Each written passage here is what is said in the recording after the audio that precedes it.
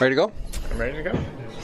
Hi, my name is Hanspetermeyer, and I'm doing an interview here today in Atlas Cafe with Chef Jonathan, is it Frazier or Frazier? Frazier. Yeah, just a Scottish straight-up Frazier. So. And you were born in the Valley, Jonathan, is that right? I was actually born in Victoria and moved to the Valley when I was 5. My parents had a cabin on Hornby Island when I was 6 months old. They bought a place there, so I used to spend all my summers over on Hornby Island. And then when I turned 5, my dad got an opportunity to move up to the Comox Valley. So we moved on to Hornby Island, so I started school there. And so being on the water and, part of this area has always been part of my life. So. Cool. Now, you were young enough that, Atlas was... how old were you when you first came to Atlas Cafe? Well, you know what? I started my career about the same time that the Atlas Cafe started. Yeah. So I believe it was 95. So I was at the Kingfisher and I was just starting dishwashing there, and that's how my sort of career started. So yeah, it was probably shortly after they opened I got in here. And then you went to work in Victoria, is that right? You were in Victoria for a while, and then how long have you, when did you start here? I started here in 2005. I was down in Victoria from 2000, moved down there around 2000, and just got a chance to explore Victoria and see the culture down there, and I realized what opportunities we had here in the Comox Valley that I missed. A lot of it was missing family and friends from up here, so when the opportunity came for the Atlas, I jumped on it just to have a chance to come back here. More people were talking about the Atlas Cafe in Victoria when I was down there than where I was working at the time. So, wow. So what kind of reputation does this place have? Just good food. That's the most common. People just really, really enjoy coming here and really enjoy the food. So, and we try and provide it the best we can, and try and use the freshest ingredients as we can get our hands on. So, now, you and somebody who you grew up with, I think, Blayne Prowse, is that right? Blayne Prowse. Blayne Prowse. Yes. Have started something called Edible Valley podcast. So you've been talking to and doing long-form audio interviews with some of the people who make this what I call a good food region. How long have you been doing this? The podcast. Well, we started that back. Well, it'll be about just over a year now.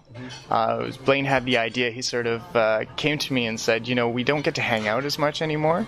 So, and we always, when we do hang out, we start talking about food and different experiences. And he's a big hunter-gatherer kind of guy. He likes to get out in the woods and pick mushrooms. And that's something we used to do when we were younger, actually, when we started the Kingfisher together. And he got out of the profession, and he thought, wouldn't it be fun if the two of us could get together and chat about food, and why not put it on a podcast and let people experience what we have here. So how many podcasts do you have now on the site? We're up to we're just at the 29 mark. I think we're at 30 will be tomorrow. We're going to do we're going to actually interview Blayne and talk about his life and sort of things are changing for the podcast right now for us. So. Right, you're moving from a studio format, I think, to a more mobile format, is that right? Yeah, we've been using Jet FM for the last little while, and our producer is no longer there, so we've decided that we're going to probably start our own little studio. In the beginning, we kind of enjoyed being able to go into farms and sit down in the farm with the people and talk about what they were doing. We had a great interview at Halstead Farms, which was a lot of fun. But we did learn that we needed equipment, and we really aren't audio or radio people, so it was great to have Jet FM and Drex at Jet FM to sort of show us the ropes and teach us a little bit about how to work with radio. So, well, you've got great sound quality from the podcast that you're doing, and you've also got amazing content. I mean, this place is got a lot of people doing great stuff with food. Who are some of the people that you use, like, in your day-to-day stuff here at Atlas? Who are some of the local producers? Oh, we use such a large group of people. Like, just from Butcher's Block is one we use quite a bit. I get a lot of chicken from them all the time. I'm all over the board with people. We've used Freedom Farm, Bates Beach for the tomatoes. I mean, it's a little hard at this time just because it's it's winter time, so a lot of the farms aren't open, but there's still great stuff out there. Tannadice Farms, we use their bacon. They're excellent product from them.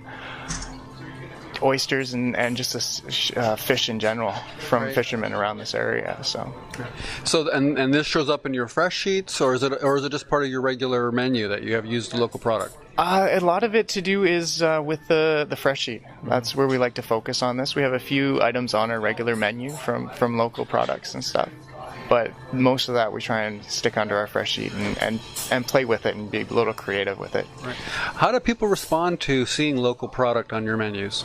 I think people are always excited to see it. They like to know that where their food's coming from. I think that's the biggest change I've seen in the industry in the last, say, 5-10 years, is that people are, especially in this community, are educated, and they like to know about their food and where it's from, instead of just accepting that it's good for them. So. Right. Is there an Edible Valley podcast coming up that you're really excited about? I think over the next little while, I think they're all going to be exciting for me. Just being in it, we want to change the format a little bit and spend a little more time talking about food and preparing food and cooking food. And just there's a bunch of people a lot of chefs in town that I really want to get in and sit down and have a chat with. So it's an endless list, it seems, and we're really excited to get a chance to talk with all these people.